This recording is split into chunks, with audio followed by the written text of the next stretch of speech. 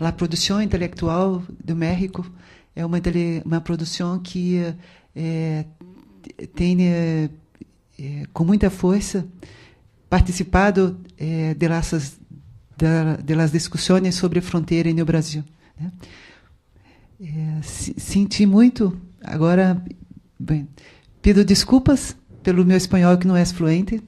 Gostaria muito de poder falar em espanhol, pero para uma reflexão mais extensa, meu espanhol não é bueno. Né?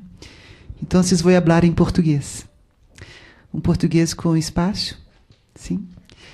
E em português agora, então, eu quero fazer meu profundo agradecimento aos professores dessa universidade pelo convite, por eu estar aqui no México. Como eu coloquei, a produção intelectual do México na área sociológica, econômica, política, inspiradora.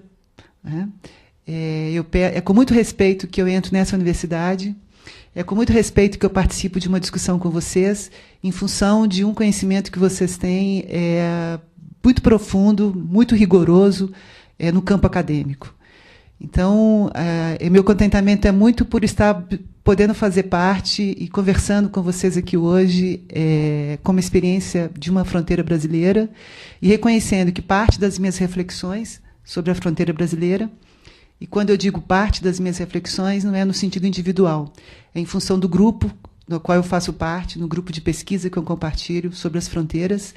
Essa reflexão ela é muito devedora das reflexões que são desenvolvidas aqui no México.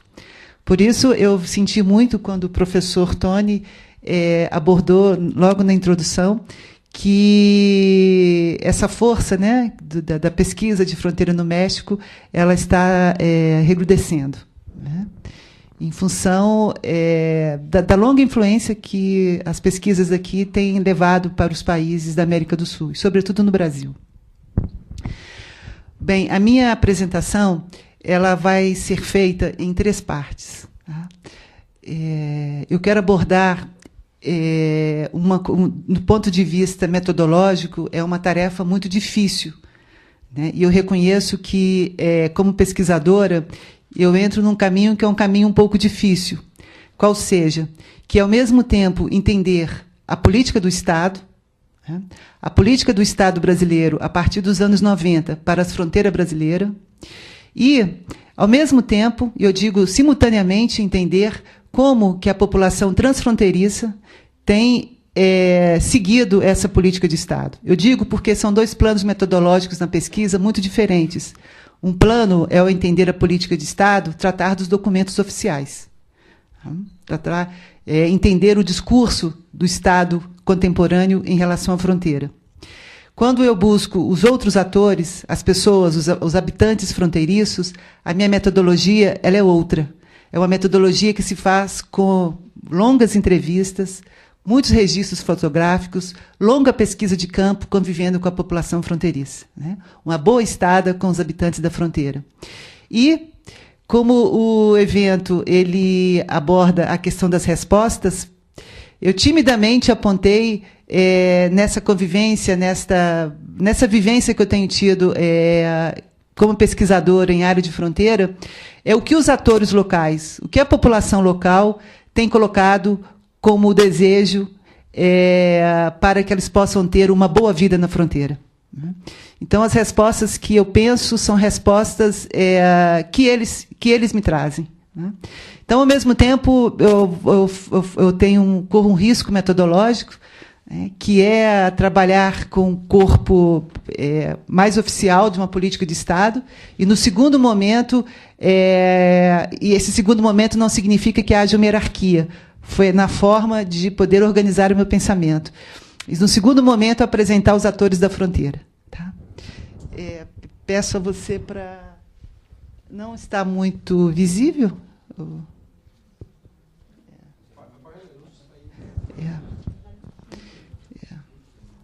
Eu posso ficar... Será que eu vou preferir ficar em pé, tá? Porque eu me aproximo mais da...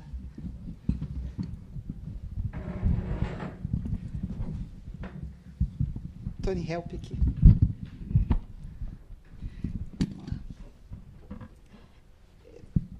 Pode passar.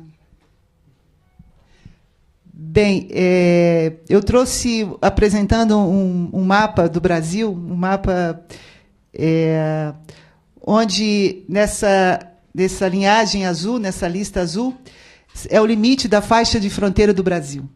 O Brasil tem cerca de 15 mil quilômetros de extensão em área de fronteira internacional, o que significa 27% do território nacional, e cerca de 10 milhões de pessoas, que significa 5% da população brasileira, vivem nesse limite, no limite e ao longo da faixa de fronteira. Né? O Brasil faz divisa com 10 países da América do Sul, né, como o Tony abordou. São países, no caso específico, que eu vou abordar um pouco do Amapá, faz divisa com a Guiana Francesa, que é um departamento ultramarinho da França. Né? Então, o Brasil tem que fazer negociações com a França.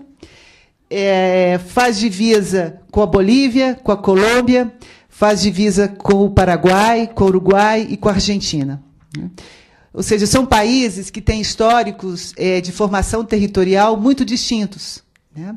Entender a fronteira norte do Brasil demanda uma reflexão muito diferente de entender a fronteira ao sul do Brasil, com a Argentina e com o Uruguai e com o Paraguai. Né? Porque o Brasil é um país muito extenso, com formas de ocupação muito distintas, com fluxos migratórios de ocupação do territorial muito diferentes. Por exemplo, na porção oeste, na região norte do Brasil, o estado de Roraima faz divisa com a Venezuela. E aqui nós temos uma participação indígena tamanha, né, uma população, sobretudo indígena, que é uma população também transfronteiriça. Por outro lado, o Brasil faz divisa com o Paraguai, né, que tem uma formação de conflito histórico com o Brasil. Né? Então, ao mesmo tempo, é uma relação conflituosa em função da longa luta que foi pela demarcação da fronteira Brasil-Paraguai, que finalizou na famosa Guerra do Paraguai, em 1878, que trouxe, historicamente, relações diplomáticas de muito conflito entre o Brasil e o Paraguai, que só a partir de 1965 foi criada uma ponte buscando uma integração física com o Paraguai, que é a famosa Ponte da Amizade. 5 anos depois, nós temos a construção da usina de Itaipu, né, abrangendo extensa área do Paraguai. Então, são fronteiras que têm particularidades, ao longo desses 15 mil quilômetros, muito distintos, e que teve, ao longo da sua história, momentos políticos também muito, muito distintos para poder tratar com essa área fronteiriça. Eu não vou ater aqui a uma exposição mais histórica, porque cada um desses países, Brasil com Uruguai, Brasil com Paraguai, Brasil-Bolívia, teve processos diplomáticos de demarcações de fronteira ao longo do tempo. Mas, provavelmente, cerca de 1910, né, foram os últimos acordos diplomáticos do Brasil em relação à demarcação de sua fronteira. Durante um bom tempo, a fronteira brasileira, essa área de fronteira brasileira, esses 15 mil quilômetros de fronteira, que vai do extremo norte ao extremo sul do Brasil, né, foi considerada, eu acho que como toda a área fronteiriça, ela foi considerada economicamente periférica ao desenvolvimento econômico do país e também periférica em relação à contribuição sociológica, à contribuição de qualquer outro cunho. A fronteira, nesse momento do Brasil, por volta, acho que 1940, depois temos um longo vazio novamente da fronteira. Somente em 1970, no governo dos militares, a fronteira do Brasil ela passa a ser um objeto de políticas de desenvolvimento econômico. E a atenção vai ser dada para 2 regiões do Brasil de fronteira, a região norte e a região do estado do Paraná, ao sul do Brasil, com o Paraguai. Foram políticas que são feitas em pleno contexto da ditadura militar. Bem, que foi o projeto, vários projetos, os projetos de ocupação da região norte do Brasil. É importante é importante destacar para vocês que cerca de 80% do território brasileiro é a região norte. Né? que é a região que faz divisa com a Bolívia, com a Colômbia, faz divisa com o Amapá, com a Guiana Francesa. Esta região, ela historicamente, era uma das regiões com mais baixa ocupação demográfica. Como ela faz essa divisa internacional, foi feito todo um processo de migração interna no Brasil, né, de uma nova configuração da população nos anos 70, direcionando um fluxo de pessoas migratórias da região sudeste para a região norte, com o objetivo de fazer uma ocupação dessa fronteira com a justificativa que era o espaço mais densamente, com a mais baixa densidade demográfica e com o mais baixo índice de ocupação do Brasil. Então, o lema naquele momento era o seguinte: ocupar para que o Brasil não fosse invadido por outras potências e por outros países na divisa ao norte. Enfim, há sérias discussões sobre esse processo de ocupação, né? Mas isso se deu nos anos 70, e que foram os grandes projetos que o governo brasileiro fez, né? Depois de quase 20 anos, né, 20 anos, houve, digamos, menor atenção aos projetos desenvolvimentistas em relação à fronteira brasileira. A partir do final dos anos 80, e aqui eu vou pedir para vocês uma certa compreensão, que eu estou fazendo quase com abuso histórico, né? Contando uma história de uma fronteira por diferentes quebras temporais, mas é porque, metodologicamente, eu quero dar atenção para os anos 90. Né? Enfim, em 1990, o Brasil tem uma política muito mais marcada por uma economia neoliberal. É o momento que nós vamos ter uma grande internacionalização da economia brasileira. Né? Parte do setor produtivo estatal do Brasil será privatizado. É o momento da presidência do Fernando Henrique Cardoso. Eu estou apontando esse momento importante para o país, porque é um momento que deflagra, né, é um momento que cria processos de alterações na composição territorial do país. Né? Um pouco diferente daquilo que tínhamos nos anos 70 e 1980. Por quê? Bem, o presidente Fernando Henrique Cardoso, ele vai ter como projeto econômico para o país a abertura mesmo do mercado nacional para o comércio estrangeiro. E o que ele faz?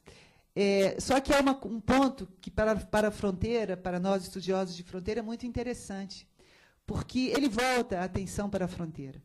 Então, em 1999, final de 90 para 2000, nós temos uma política econômica para o país em que a fronteira vai ser considerada como central. Então, a pergunta que nós fazemos é a seguinte: por que essa retomada da fronteira no projeto econômico brasileiro? Dentro dessa política do Fernando Henrique, que foi chamada Política de Desenvolvimento Social para a Faixa Fronteiriça, o que, sinteticamente, e que interessa para pensar sobre a fronteira? Primeiro, ele vai reconhecer, isso é importante, que nessa fronteira, né, e aqui é uma característica que vai vir do seu Ministério da Integração Nacional, vai reconhecer que a fronteira brasileira, nós temos cidades muito dinâmicas economicamente. Que parte do desenvolvimento do país não passa só pelos grandes centros econômicos, São Paulo, Rio de Janeiro e as capitais do país. Há um desenvolvimento econômico também na área fronteiriça. Então, o governo, com a política de Estado econômica, passa a dar atenção para o comércio dessa fronteira. Segunda questão, há um interesse econômico, porque vai ser reconhecido, né, que, ao longo da fronteira, sobretudo na fronteira ao sul do Brasil, nós temos o que se chama cidades gêmeas, que são cidades conurbadas, cidades que têm trocas econômicas, comerciais e de população diariamente. Então, e são cidades que têm um trânsito econômico para uma região de fronteira significativo. Então, essa atenção passa a ser dada agora por um viés econômico. Eu chamo a atenção que, nesse momento, a atenção a política que vai ser feita, as políticas públicas, serão feitas para o desenvolvimento econômico dessa região. E, para a região norte do Brasil, é uma política interessante, digamos, é uma geopolítica econômica de uma aproximação do Brasil ao Caribe. Então, vai ser feito o quê? A proposta de modelos de infraestrutura econômica, sobretudo uma infraestrutura de transporte, ligando Roraima à Venezuela. Então, o estado de Roraima, que até então era um estado quase que isolado da própria região norte, ele passa a ter uma articulação através da rodovia BR-174, que vai ligar o estado de Roraima a outro estado do Brasil, que é o Amazonas, Manaus. Vai ser feita uma rodovia que vai ligar Roraima à Venezuela. Essa ligação possibilita também trocas de energia elétrica entre a Venezuela e o Brasil. São várias outras trocas comerciais que passam a surgir, que não é ainda fruto da política do Mercosul, mas é uma política do Plano de Desenvolvimento de Fronteira, onde o objetivo é criar uma infraestrutura material para essa fronteira e também visando o quê? A segunda explicação que tem nos documentos oficiais do Plano da Fronteira dos anos 90, do final de 90, é que parte dos problemas sociais que estavam acontecendo no interior do Brasil, nas grandes cidades do Brasil, eram gerados na área fronteiriça. Por exemplo, a violência. Então, já há, nesse momento, no final dos anos 90, um duplo discurso. O discurso do desenvolvimento econômico e também um discurso de que era preciso dar uma atenção para os fluxos ilícitos que estavam passando ao longo da fronteira, né, e que esses fluxos ilícitos estariam gerando uma certa insegurança na área de fronteira e que eles tinham também como destino as grandes capitais do país. Ou seja, aqui já começa a dar atenção para a questão do narcotráfico e para a migração ilegal. Temas que até então não faziam parte de nenhum projeto político de fronteira no Brasil e que passa a fazer parte do final dos anos 90. Bem, nós temos vários projetos econômicos e, sobretudo, projetos econômicos que vão estar articulados a um sistema de transporte. O outro grande projeto que é feito pelo governo dos anos 90 é esse estado aqui, ao extremo norte do Brasil, que é o estado do Amapá, né? Ele faz divisa com a Guiana Francesa. A mobilidade, a articulação entre Georgetown, que é a capital da Guiana, com a cidade de Oiapoque, que é no Amapá, ela se faz através de transporte fluvial, através de barco, né? Então, com o governo do Fernando Henrique, vai ser construída uma ponte, e essa ponte vai estar ligando agora os dois países, o Brasil com a Guiana Francesa. Nesse momento, já há o interesse da aproximação do Brasil com a União Europeia. Entretanto, há uma história muito longa para essa ponte, porque, ainda que a ponte tenha sido construída, ela, de fato, não foi inaugurada.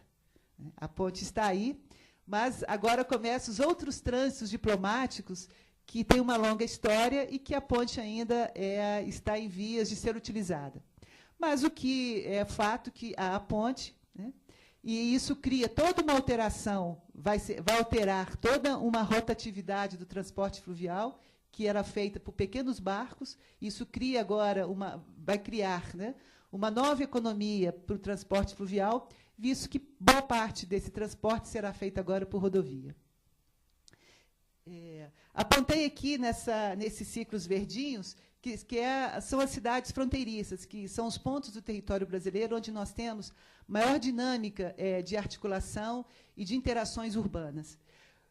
Entretanto, quando nós colocamos essas interações urbanas, isso também não está marcado por uma série de conflitos. Por exemplo, nós temos, no estado de Santa Catarina, na província, no departamento de Santa Catarina, é uma cidade que faz divisa com a Argentina, né?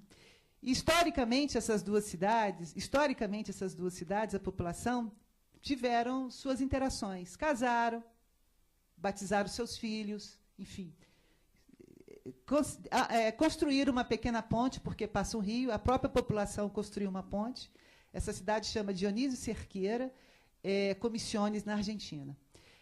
Foi uma ponte que foi levantada com a força da população local. Bem, no momento que nós estamos tendo toda uma política agora de discurso de integração, essa ponte ela passa a ter um horário de circulação. a partir das 9 horas da noite, essa ponte fecha. Cerra La Ponte, que une as pessoas. Então, se você está querendo ir para uma festinha na casa do teu amigo, trate de voltar para casa antes das 9 horas da noite. Se, porventura, então, e eram relações em que as pessoas transitam de madrugada, porque são jovens, enfim, tem uma vida comum entre essas duas cidades. A ponte fecha, né, e agora é preciso de uma série de documentações, de justificativas, para poder fazer a travessia da ponte a partir das 9 horas da noite. A justificativa é em função da segurança. Então, eu quero mostrar que há uma mudança hoje na fronteira do Brasil, que ela está sendo marcada por dois discursos. O discurso para o desenvolvimento econômico e outro discurso é o discurso da segurança. Bem, Fernando Henrique Cardoso, então, ele vai ter essa marca nos anos 90 de trazer uma atenção e uma infraestrutura material com fortes investimentos para as áreas fronteiriças do Brasil, buscando uma maior articulação entre o Brasil com o Caribe, e uma articulação do Brasil com os países ao sul, através do acordo Mercosul. Né? E também fazendo uma articulação aqui, ó, a oeste do Brasil. Ao leste, nós temos o Brasil sendo atravessado pelo Oceano Atlântico. Aqui, do norte do Brasil, nós temos o Brasil limitado pela Cordilheira Andina. Então, e se o Brasil conseguir atravessar a Cordilheira Andina, ele tem acesso ao Oceano Pacífico. Então, ele pode ter um acesso ao uso da navegação pelos dois oceanos, o Oceano Atlântico e o Oceano Pacífico. Então, o Brasil está construindo também, através de um grande projeto, que é um projeto de infraestrutura de construções de transporte, um conjunto de rodovias que vai ligar mais intensamente, vai entrar mais dentro dos países ao norte para poder ter acesso ao Pacífico. Bem, materialmente, esse seria um pouco a composição territorial da política de Estado para a integração do território. Né? E nos anos... Fica antes um pouco. Anterior. Ainda em 1999, a fronteira ela é o centro, e isso vai atravessar o Brasil no governo Lula e no governo da Dilma Rousseff. O governo Lula ele continua dando uma continuidade ao projeto do governo anterior, né? Ainda que seja um governo muito mais crítico, no sentido de não abertura tamanha à internacionalização da economia brasileira, mas ele dá continuidade e dá uma atenção maior também à fronteira brasileira. E o que ele explica? Dentro dos documentos oficiais, que é chamado Plano de Desenvolvimento de Faixa de Fronteira, a justificativa do Ministério da Integração Nacional é que a fronteira ela deixe de ser um espaço-problema para o Brasil e passe a se constituir agora como espaço de possibilidades e potencialidades com os países vizinhos. Então, está marcado por uma política voltada para a integração. E, nessa política de integração, o forte será dado para as potencialidades econômicas. E, ao mesmo tempo, nesse próprio documento, justifica-se que também temos que formar uma cidadania da população da região de fronteira. Bem, o que eu quero discutir no decorrer é se essa política, de fato, de formação da cidadania, ela está a par, ou ela está equilibrada com os grandes projetos de desenvolvimento econômico. No governo mais recente, que é da Dilma Rousseff, a Dilma Rousseff dá continuidade a esses planos de desenvolvimento de fronteira. Né? Ela cria agora, né, um novo plano que chama o Plano Estratégico de Fronteira. Entretanto, tem algo que não tinha nos governos anteriores. O novo plano de Estado para a fronteira traz com muita força a questão da segurança nacional. Há claramente dos documentos a preocupação com a questão da violência que está sendo gerada nas áreas de fronteira e uma preocupação que as fronteiras do Brasil são fronteiras porosas, são fronteiras de fácil circulação, são fronteiras pouco vigiadas em função da grande extensão territorial. E nesse governo, o Plano Estratégico de Fronteira, ele propõe integração entre 3 ministérios: o Ministério das Relações Exteriores, o Ministério da Defesa O Ministério da Defesa é um ministério fortemente representado pelo Exército Brasileiro e o Ministério da Justiça. Esses 3 ministérios são os ministérios que são alvo, são o centro para as políticas da fronteira brasileira no governo recente. A preocupação maior do governo é, ao mesmo tempo, manter esse desenvolvimento econômico, mas com grandes inversões para as políticas de segurança. Qual é a justificativa? Que o que ocorre nas fronteiras ocorre também dentro das capitais brasileiras. Ou seja, é preciso ter uma vigilância austera na fronteira brasileira, porque é de lá que é da fronteira, né? A fronteira é a porta aberta para que migre as problemáticas da fronteira para dentro do país. Então, é um governo agora que vai fazer um discurso que é o discurso muito da presença do Estado. Eu acho que esta questão é uma das... É o acento, é o destaque da atual política de fronteira. É o Estado brasileiro voltando agora com muita força para as fronteiras, visto que foi considerado que, por um bom tempo, de cerca de 1930 até 1990, cerca de 60 anos, o Estado não foi tão vigilante e tão presente na área fronteiriça. Bem, há uma conjunção de discursos do Estado, pautado ao mesmo tempo por um projeto, por falas que buscam a integração, que criam projetos com o projeto da justificativa da integração, e uma integração que ela vai ter que, ao mesmo tempo, dar conta de uma austera vigilância na fronteira, e nós estamos falando de 15.719 quilômetros de extensão territorial, né? E, ao longo dessa fronteira, norte, sul, ao extremo sul, com particularidades muito distintas, né, muito diferentes entre si, esses arcos de fronteira, o arco norte, o arco central e o arco sul, mas que, em toda essa extensão, é considerado como uma das áreas mais porosas do Brasil. Então, é aqui que a política de Estado oficial ela passa a dar uma atenção no sentido de vigilância sobre o que acontece nessa fronteira, inclusive sobre o fluxo de pessoas, né?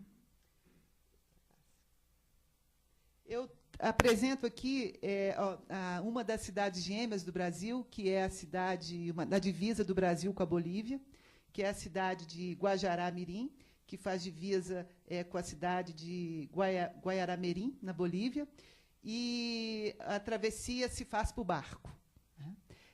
Guajará-Mirim é uma cidade que está no extremo oeste de Rondônia, é um estado que faz parte da região norte do Brasil, muito marcado hoje o estado por atividades econômicas da soja.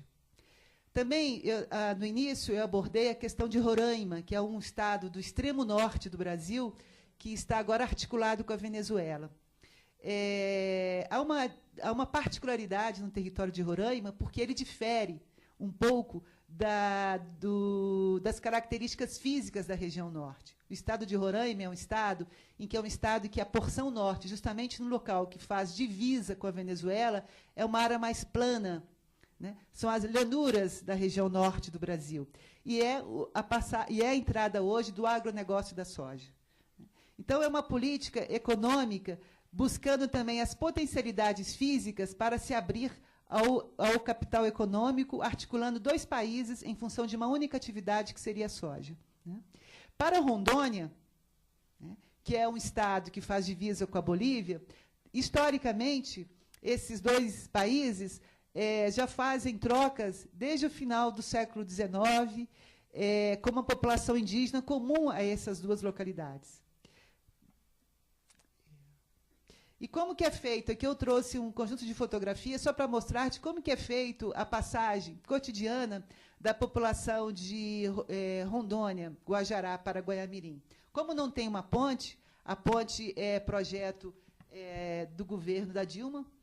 Segundo ela, vai ser criada uma ponte que vai ligar agora esses 2 países, no eixo Rondônia-Bolívia, e o transporte é feito por barco. Agora eu quero, a partir dessas fotografias, metodologicamente eu faço agora muito uso dos recursos visuais, fotografias que foram tiradas, algumas delas por mim e outras por colegas. A partir dessas fotografias, eu pretendo analisar esta política de integração do governo que vai de 1999 até o governo da Dilma em 2011. Tá? Esse transporte é feito por barco, né? Paga-se em real no Brasil uma passagem de R$ 5. Né? Bem, no Brasil, o transporte urbano, para a gente, ele fica em cerca de R$ 2,70. É o que se paga por um transporte na cidade de São Paulo, na cidade de Curitiba, na cidade do Rio de Janeiro. Aqui nós estamos falando de uma travessia que é R$ 5. É quase o dobro a passagem para as pessoas poderem circular. E esses dois lados são lados que ele tem o limite, que é o rio, mas eles estão ligados, porque cotidianamente nós temos um fluxo de população que transita nesses dois lugares. Trabalhadores de diferentes tipologias, amigos, parentes, ou seja, as pessoas circulam entre os dois lugares. Só que a passagem ela dá em torno de R$ 5 no Brasil e cerca de 10 pesos na moeda boliviana. Né? Então, aqui nós temos um pouco do retrato da política de integração, né? Que é a forma como o transporte ele é realizado. Não é um transporte público, são associações de transportadores fluviais dos dois países que fazem esse transporte. Do Brasil, do Brasil à Bolívia, são os barcos brasileiros. E depois, da Bolívia ao Brasil, são os barcos bolivianos. Há um acordo nessa associação para poder fazer o uso desse transporte fluvial. Aqui eu apresento também como que são a infraestrutura, os prédios, né, do Estado nesta região. Aqui é a Receita Federal do Brasil, né, um prédio pequenininho, né, mas que mostra, de uma certa forma, toda a presença do Brasil. Saindo de Guajará-Mirim, por quê? Porque do lado da Bolívia, do Guajará-Mirim, nós temos uma espécie de uma zona franca na cidade. Eu vou mostrar adiante um pouco dessas fotos. Então, há um comércio na região norte, sobretudo o comércio informal, esse comércio de camelô, que ele se utiliza muito dos produtos comprados nessa cidade de Guajará-Mirim e vai abastecer o comércio informal de Manaus, Macapá. Então, há um fluxo de pessoas muito interessantes, de atravessadores, que saem das cidades do extremo norte do Brasil e vão ao outro lado, que é o lado da Bolívia, para fazer compras de produtos eletrônicos, enfim, e voltam para revender no Brasil. Né? Então, aqui só é possível fazer compra em torno de R$ 300. Né? Passou disso, tem que pagar um imposto. Então, aqui nós temos a Receita Federal fazendo um controle do ir e vir dessa população. Bem, junto com essas pessoas que estão fazendo compra, nós temos os habitantes normais que estão circulando pela fronteira. E que eles também correm o risco de, cotidianamente, terem que ser revistados para ver se estão portando mercadorias acima de R$ 300.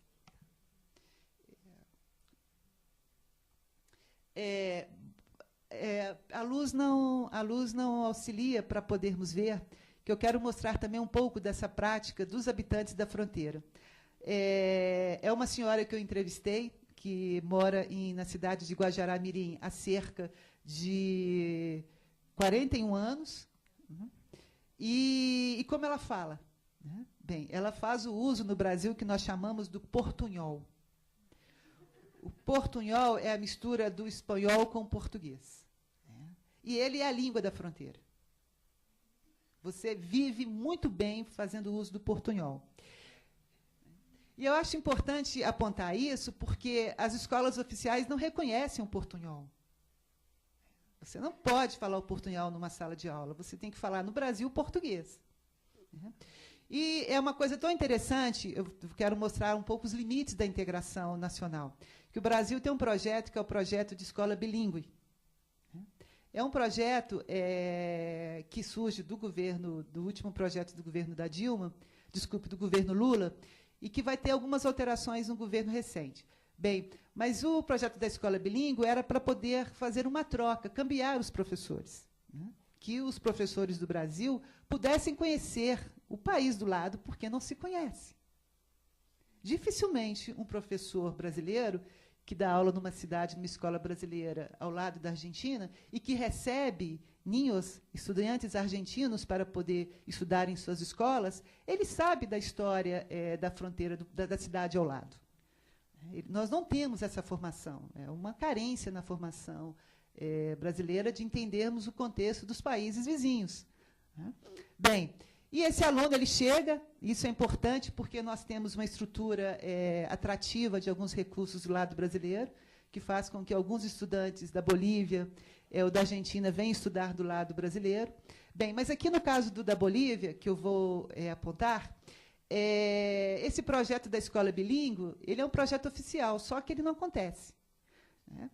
Os professores da cidade, os professores na escala municipal, eles não têm conhecimento do projeto.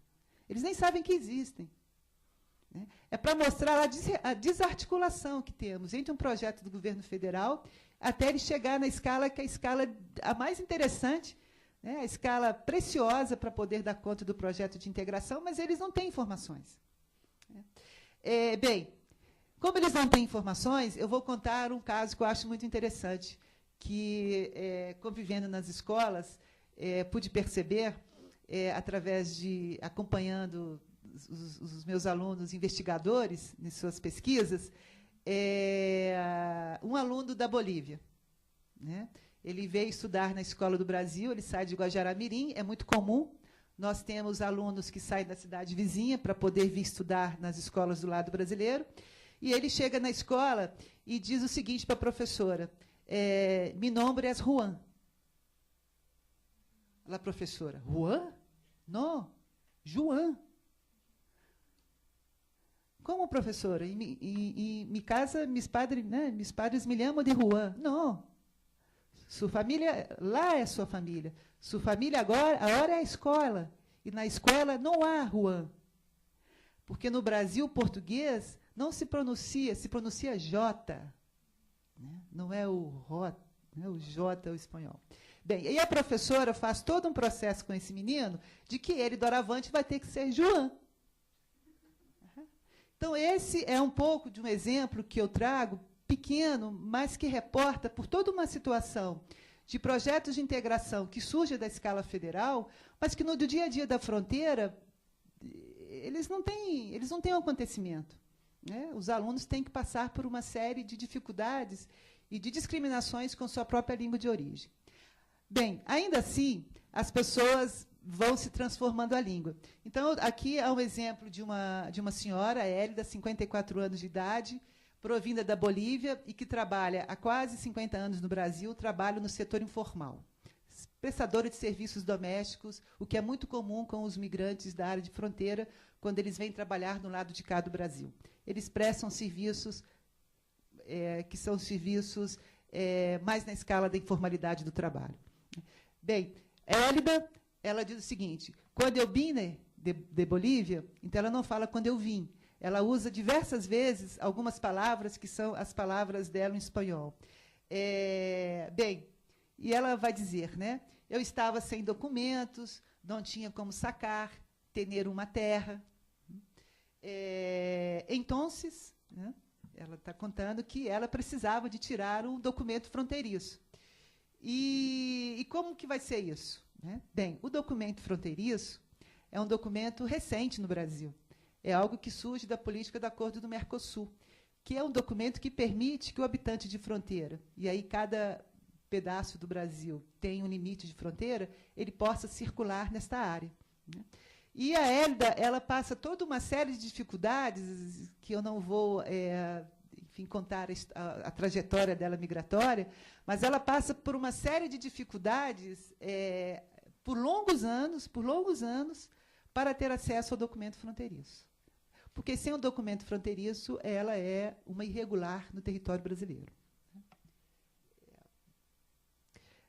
Aqui também é uma expressão em que a dificuldade que ela demonstra como moradora de uma região fronteiriça, não sendo brasileira, mas sendo estrangeira, ela atravessa o país, né? Ela atravessa o país de barco.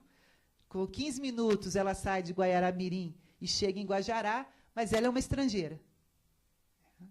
E, ao chegar do outro lado, ela quer colocar os filhos na escola. Mas, para você colocar os filhos da escola brasileira, precisa de ter documentos de residência, uma série de papéis. E ela diz o seguinte: eu não tinha os papéis, porque é muito comum, no contexto das pessoas que migram, não ter todos os documentos de certidão de nascimento, uma série de documentos que são necessários para poder fazer a regularização no Brasil. E, durante muito tempo, ela vive nessa condição de mãe. É o que eu chamo, né? A Hélida, ela é da Bolívia e ela é uma mulher da fronteira norte. Porque a fronteira norte do Brasil, a vida das mulheres é muito difícil.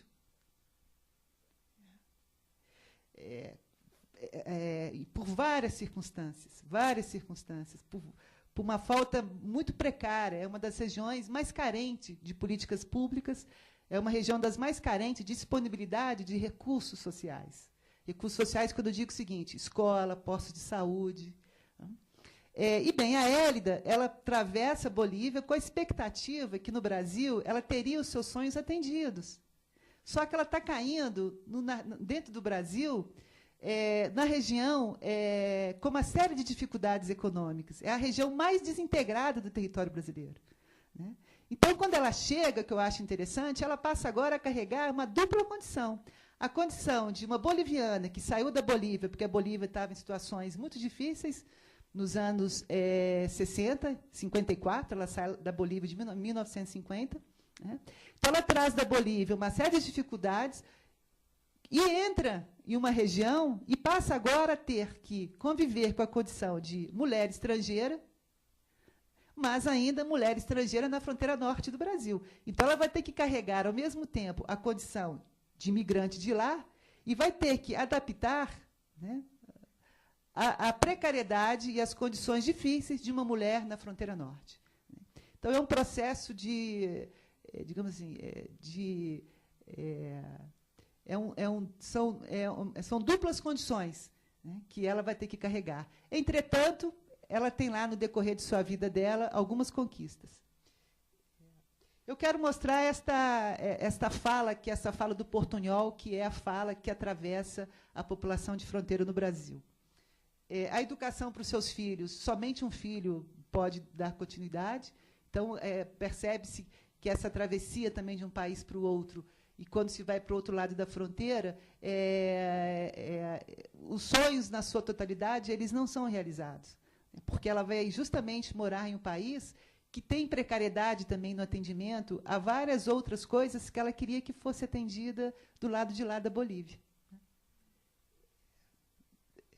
Bem, aqui é o documento fronteiriço. Né? O documento fronteiriço é o documento que todo habitante da fronteira quer ter. Entretanto, ele é algo que foi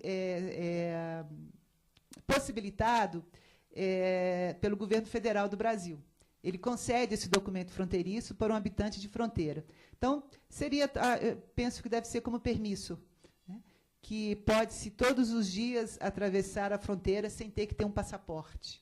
Né? É um documento que ele não precisa ficar pedindo vistos para ficar no Brasil 3 meses ou 6 meses.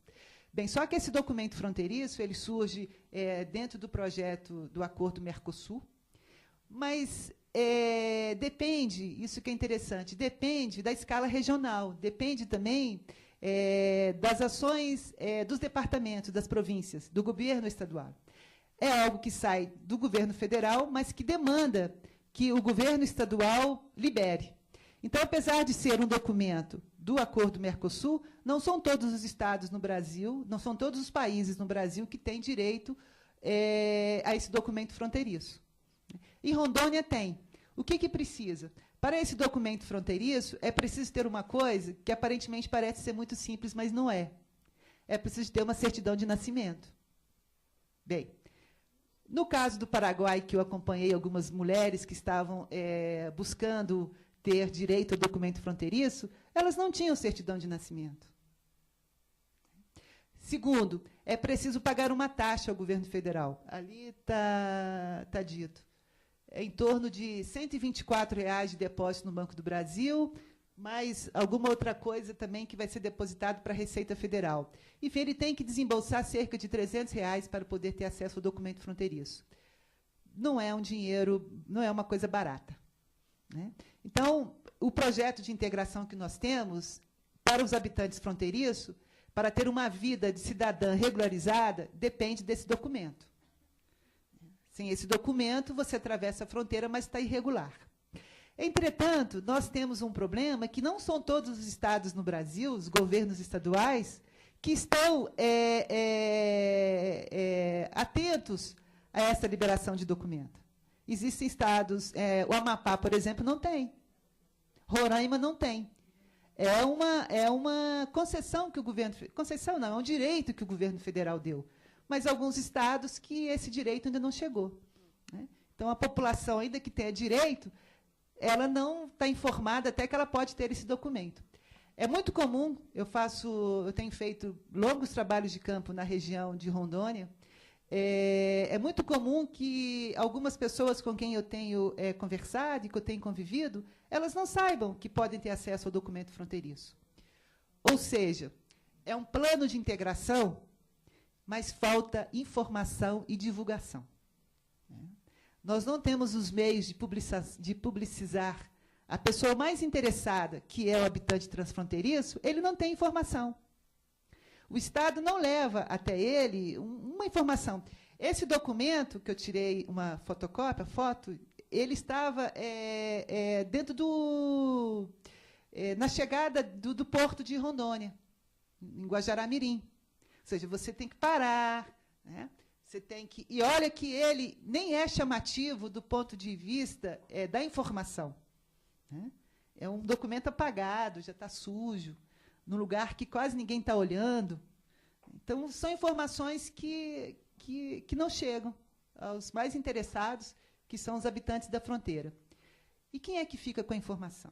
Bem, nós temos aí uma longa rede social, né, formada por organizações não governamentais, por pastorais do migrante, e que, muitas vezes, são esses órgãos que estão fazendo essa ponte de informação aos habitantes transfronteiriços. Tá?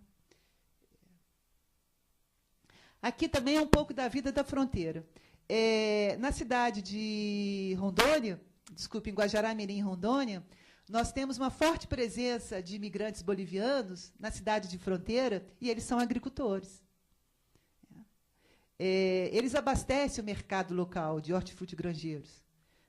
Eles, todos os dias de manhã, eles fazem as cestas suas, né, carregam as suas cestas e vão para as ruas da cidade para poder vender hortaliças. Como que isso se deu? Né? É que o lado do Brasil ele se torna também, Guajará-Mirim, uma extensão da Bolívia, no sentido de atender alguns agricultores que estão vindo da Bolívia, em uma função de diversos problemas de terra na Bolívia, eles encontram possibilidades de se estabelecer em Guajará. Tem uma história que eu não vou me ater, que como que isso aconteceu, né?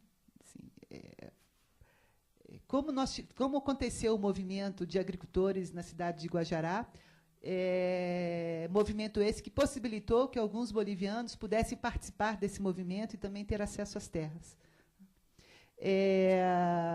Interessante. Essa é uma agricultura familiar, né, pequena agricultura. Aqui eles estão em cerca de...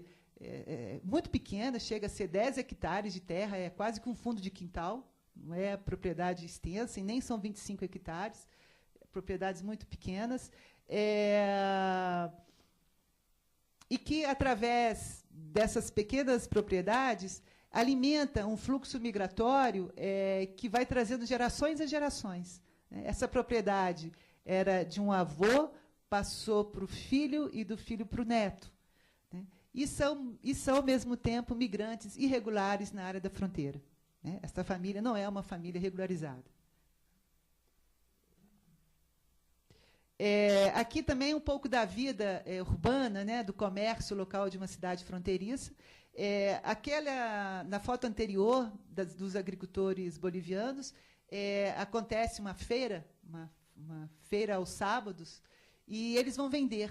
Então, todo esse pedaço de rua é ocupado por bolivianos em Guajará-Mirim. Né? Então, o que eu quero apontar é que há um comércio, digamos, uma marca territorial dentro da cidade do Brasil, uma cidade fronteiriça, que ela é desenvolvida, ela é marcada pela presença dos migrantes bolivianos, que são os migrantes que estão vindo da cidade vizinha, né, que é de Guaiá-Mirim. Aqui são só bolivianos, não tem um brasileiro dentro dessa feira. Né? E é só uma feira de hortaliças. Né? É interessante porque essa cidade é uma cidade que ela tem parte do território dela, Guajará-Mirim, do lado do Brasil, quase que 90% do seu território é uma área de reserva, não pode ser tocada. É uma área de preservação da floresta amazônica. Os 10% que restam, ele é disputado. Né? E nessa disputa nós temos aqui a presença de agricultores bolivianos que hoje dominam o mercado das hortaliças, o que é muito presente também com os bolivianos na Argentina. Né? Aqui são as mulheres, é muito presente as mulheres bolivianas como produtoras e vendedoras nesse comércio de hortaliças. Né? Vende tudo aí dentro. Né? Nós temos... É um comércio internacional, muito interessante, porque aqui está vendendo as hortaliças, os legumes que se produzem ali em Guajará, na escala local, e tem também produtos, por exemplo, o chá, o tia, né, vem de Iquitos, do Peru. A salsa, a lata de salsa, que é um molho, também vem do Peru, vem de Iquitos. Então, é uma população transfronteiriça que, de uma certa forma, com seus parcos recursos de mobilidade, fazem conexões do Peru, trazendo produtos do Peru, né, já vão buscar agora recursos numa outra fronteira, né, e trazem para o Brasil. E é um comércio que quase todos aqui são uma população sem documento, é uma população fronteiriça sem o documento fronteiriço. Aqui agora é um outro pedaço da cidade que tem um comércio que é o comércio de eletrônicos, né? Também por boliviano. Então,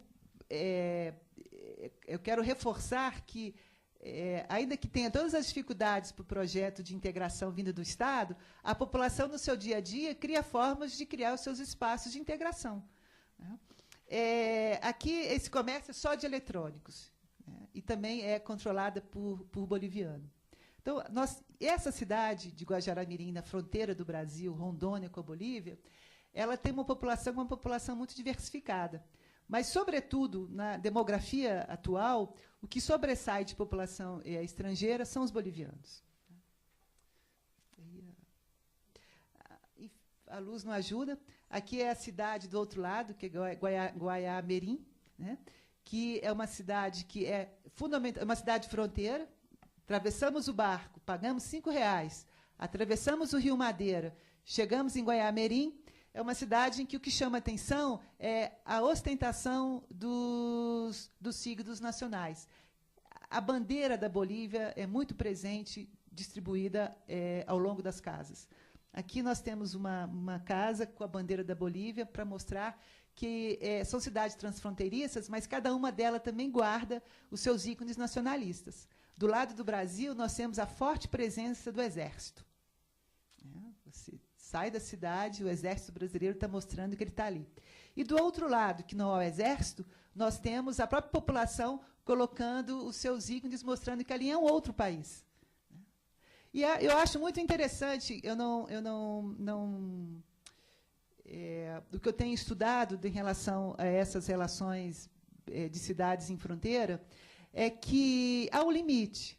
Ainda que haja interação, O limite nacional ele é, muitas das vezes, pautado pela própria população, buscando seus ícones. Aqui, no Paraguai, quando nós estamos em plena cidade do Leste, no Paraguai, a população de lá reforça que é paraguaia. Ela busca trazer marcos na arquitetura de suas casas, trazer marcos, sejam marcos da ideologia, da bandeira nacional, mostrando que ali não é o Brasil, que ali é o Paraguai ou é a Bolívia. Nesse caso aqui, é recorrente, as casas elas são ordenadas arquitetonicamente com a bandeira nacional da Bolívia. Agora eu vou falar um pouco da outra fronteira do Brasil, que é a fronteira Brasil com o Paraguai, que é a fronteira que é considerada no Brasil a mais dinâmica economicamente. É considerada onde os fluxos econômicos e todos os tipos de fluxos têm essa fronteira como um dos recursos mais preciosos. É a tríplice fronteira. Nós temos aqui o Rio Iguaçu, que é o rio do estado do Paraná. Vai desaguar no Rio Paraná, vai desaguar no Rio Paraná, que é o rio que está vindo do Paraguai, que chama Rio Paraná, e vai formar o grande Rio Paraná. Então, nós temos são 3 cidades, Foz do Iguaçu, Cidade del Este e aqui Porto Iguaçu, na Argentina. É a região da Tríplice Fronteira. Uma região que é considerada, no contexto da geopolítica nacional, a mais perigosa. Aqui uma fotografia só para mostrar que as 2 cidades ligadas, Foz do Iguaçu, Cidade del Este, é ligada pela Ponte da Amizade. Essa Ponte da Amizade tem uma história muito interessante.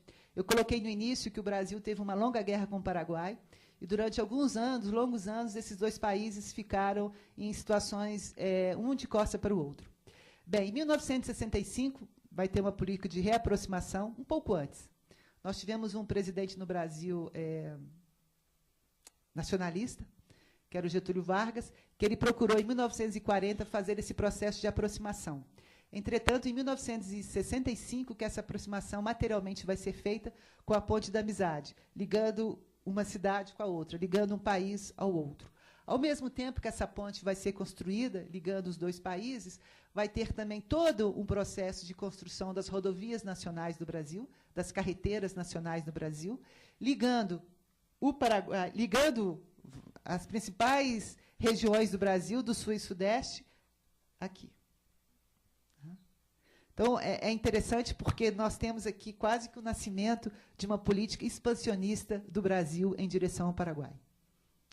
Esta ponte ela sela um acordo de amizade entre o Brasil e o Paraguai, mas, por outro lado, ela vai facultar uma série de relações e de um expansionismo mesmo econômico e populacional do Brasil em relação ao Paraguai.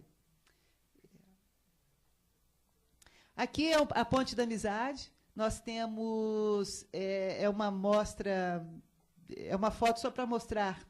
É um sábado, final de tarde.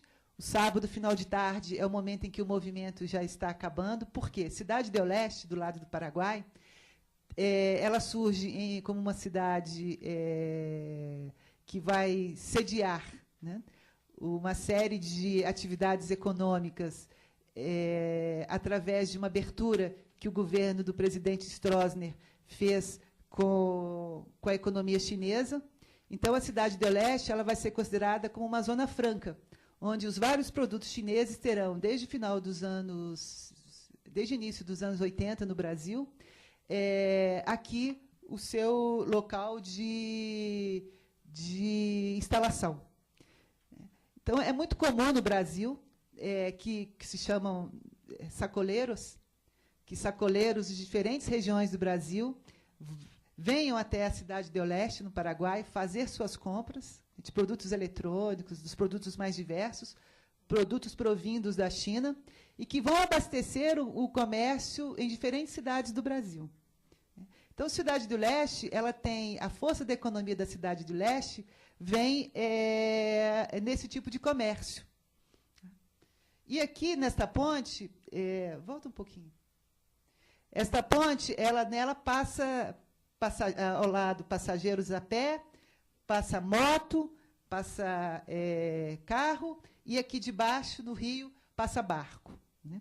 E é muito comum também que, ao final da ponte, as pessoas, às vezes, joguem as suas mercadorias compradas no barranco, né?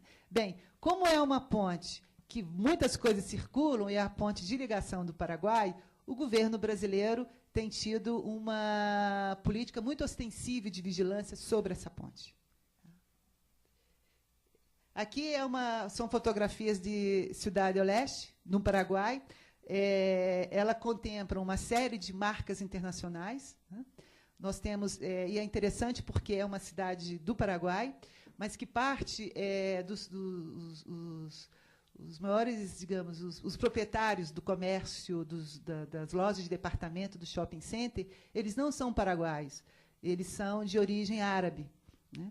O shopping center da Cidade do Leste, o shopping center, digamos, o mais elegante, né? Não sei se existe essa palavra, sim, os proprietários são árabes. É para mostrar que é uma economia dentro do Paraguai, mas que ela está muito pouco distribuída entre os paraguaios, né? É uma economia, uma cidade tão marcada por uma economia internacional que os grandes proprietários, os grandes empreendedores dessas lojas, eles não são paraguaios. Enfim, é uma cidade carregada por essas marcas, né? Bem, que agora começa a outra face da Cidade do Leste. Se, ao mesmo tempo, ela contempla aquelas marcas que são marcas vendidas pelas grandes lojas, agora nós temos os meseteiros. Os meseteiros são os paraguaios. Então, há uma economia urbana nessa cidade de fronteira que ela é muito marcada por usos desiguais, né? O meseteiro é o camelô, né? Aquele que vai ter que competir com as outras lojas do shopping center para ter também para vender os seus produtos. Há uma longa história sobre os meseteiros, eles são muito organizados, têm associações, não é nada caótico, eu acho isso muito importante. As pessoas, às vezes, de fora, acham que as cidades de fronteira são cidades desorganizadas e caóticas, né? No Brasil, existe uma relação de muito preconceito em relação ao Paraguai, né? Ainda que nós tenhamos uma relação de trocas econômicas intensas com o Paraguai, é uma relação de preconceito espacial, que o Paraguai é um país extremamente desorganizado e que essa cidade do Leste é uma cidade muito confusa. Mas, se formos fazer um estudo mais atento, há uma série de regras para o uso desses espaços, tanto dos meseteiros quanto para os grandes proprietários do shopping center. Mais uma foto, aqui é só para mostrar a força dos motoboys, né? Eles funcionam, né? Eles têm uma função tamanha dentro desse comércio Brasil-Paraguai, porque, primeiro, porque a moto, né, ela tem um tempo mais rápido, ela pode passar entre os carros, né? Ela circula com muito mais velocidade. E, segundo, porque muitos deles são os famosos laranjas, né, que são aqueles que vão fazer o transporte das mercadorias compradas em Cidade do Leste, que tem um limite de cota que a Receita Federal aceita, e, quando ultrapassa, os motoboys eles fazem essa travessia. Então, é a integração, digamos assim, do lado de baixo do Estado. Agora, estas são duas fotografias. Essa fotografia é da presidente Dilma Rousseff, em 2011, quando ela fez o lançamento do Plano Estratégico de Fronteira. Ela está ao lado do Ministério da Justiça e do Ministério da Defesa, desculpe, aqui o Ministério da Defesa e aqui o Ministério da Justiça, para mostrar, eu acho, eu quero reforçar que o Plano Estratégico de Fronteira ele é articulado com esses dois ministérios, Justiça e Defesa, né? E, ao fundo, nós temos um esboço do mapa do Brasil, né, onde nós temos várias palavras chamando como se fossem as palavras-chave do plano de fronteira. Mas nós vamos perceber, contando, que as palavras que mais aparecem é controle e segurança.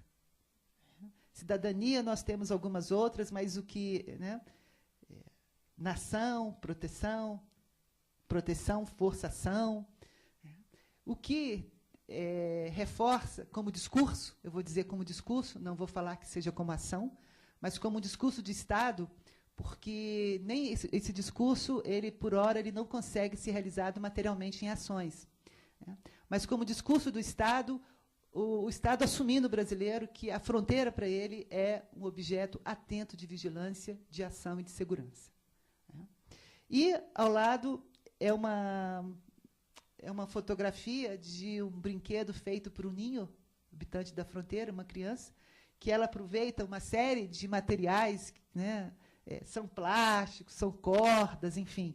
Ela aproveita tudo aquilo que é jogado fora e faz para ela uma gangorra. E aqui eu me aproximei um pouco do Canclini, naquele belíssimo artigo que ele escreve, De que lado estás? Né? E eu pergunto agora, né, para o Estado brasileiro, a minha pergunta seria essa: de que lado estás? Ao lado de um projeto de integração, onde que vai buscar contemplar, né, essa experiência, esta vida dos habitantes de fronteira.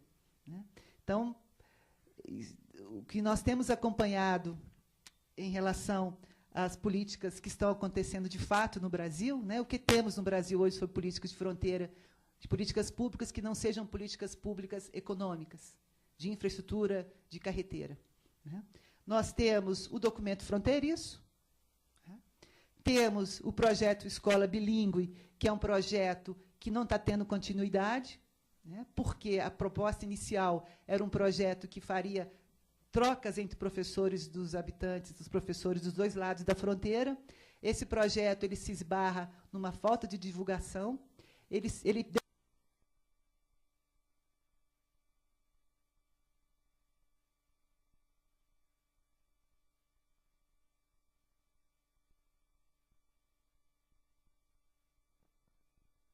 sido, de fato, plano educacional da forma desejada. Temos centro de atenção à mulher na fronteira norte, e aqui eu acho importante, porque esse centro de atenção é centro de atenção à violência contra a mulher. É muito importante nós termos essas políticas ligadas à violência, mas a fronteira não é só a violência. Acho que há uma vida cultural na fronteira, e os projetos culturais eles não aparecem. Nós não temos projetos culturais para a fronteira. O que reforça muito que as políticas elas estão indo muito em direção a esse reforço da fronteira como uma área perigosa. Que essa atenção do Estado, essa preocupação com a segurança, ela tenha que vir, é desejável, e é o que nós, brasileiros, como estou falando da fronteira do Brasil, queremos. Essa segurança na fronteira. Mas, vivendo na fronteira, a fronteira tem muitos outros elementos, muitas outras configurações sociais, políticas, culturais, que não estão sendo contempladas em políticas públicas. Né? Aqui é uma violência da mulher. Temos a Casa do Migrante. Essa Casa do Migrante ela funciona em Foz do Iguaçu, só. Né? Ou seja, nós estamos falando de 15.719 quilômetros de fronteira. Aí nós temos uma Casa do Migrante na fronteira Foz do Iguaçu, cuja origem dela foi feita por religiosas, irmãs. E que funciona até hoje, elas atendem os migrantes que estão vindo do Paraguai, atendem migrantes que estão passando por Foz do Iguaçu. E aqui vão dar uma série de informações jurídicas. Né? E o Estado brasileiro, ele articula com essa Casa do Migrante e estendeu aqui durante um bom tempo também uma extensão dos serviços de informações dados pelo Ministério das Relações Exteriores. Entretanto, a última informação é que essa Casa do Migrante foi fechada. Então, nesse momento, nós não temos a Casa do Migrante na fronteira. E, como eu comentei, o investimento em projetos de infraestrutura de transporte e o investimento nos sistemas de vigilância. A fronteira Brasil com Paraguai é a fronteira que é considerada a fronteira mais porosa, a fronteira em que coloca mais risco a seguridade do país. E a projetos, a investimentos, a recursos, hoje já direcionados por um sistema de vigilância na fronteira. São câmaras, são, enfim, todos, vou fazer uso aqui, todos esses dispositivos técnicos de vigilância, que tem um filósofo, que é o Agamben, né, aponta como tem sido uma resposta do Estado à própria segurança pública. Então, há uma série de dispositivos que são colocados ao longo da fronteira, e que nós outros, não estamos sabendo, porque pouco participamos dessas decisões. Essas decisões, elas vêm do Estado federal. Elas são colocadas de cima para baixo. Coloquei aqui como uma... Não vou pensar como respostas, mas pensando no que acontece no Brasil hoje em relação ao espaço de fronteira, e aqui é uma... Acho que são respostas que os habitantes de fronteira nos apontam, como eles gostariam que a fronteira pudesse ser vista pelo Estado. Primeiro, uma planificação, um planejamento urbano não tecnicista, que tem sido a tradição do Brasil. É um planejamento que é feito em gabinete, que com pouca participação da sociedade civil na questão do planejamento urbano. Então, as cidades fronteiriças têm uma especificidade, porque são cidades de fronteira, né? E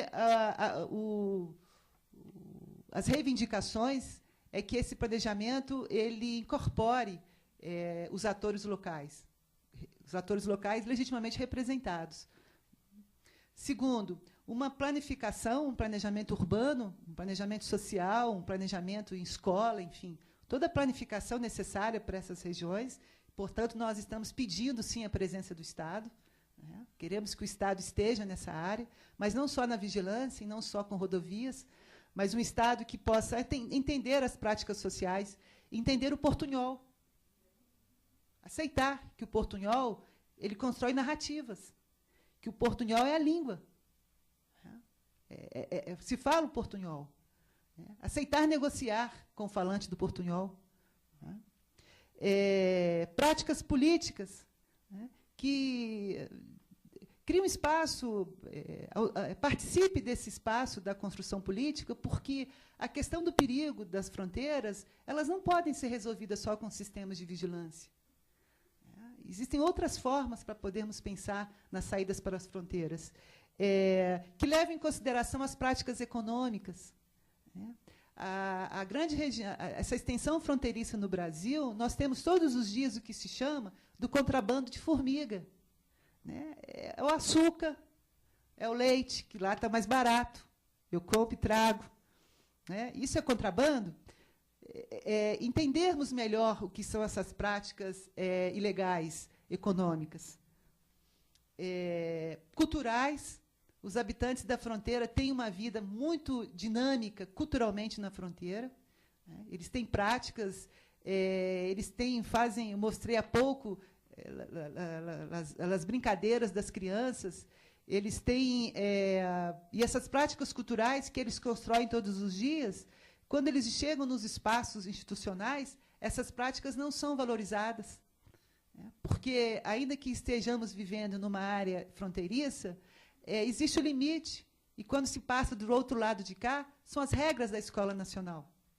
São as regras que se tem para aquilo se concebe como um projeto nacional, e não por um projeto de uma população binacional. E a população urbana transfronteiriça. Eu tenho convivido em cidades que são cidades que nós chamamos de cidades gêmeas. Portanto, elas não podem ser entendidas ou serem planificadas só de um lado. Elas precisam de um diálogo com os representantes políticos do outro lado. Ela precisa de pensar, nós temos que pensar numa forma de gestão que não seja só unilateral. Não há como pensar no planejamento urbano, por exemplo, de Foz do Iguaçu, sem contemplar o planejamento urbano de Cidade do Leste. Porque as alterações que são feitas em uma cidade implicam alterações nas outras cidades. Mas, historicamente, nós não temos essa experiência no Brasil. O planejamento urbano em área de fronteira é feito ainda na escala nacional.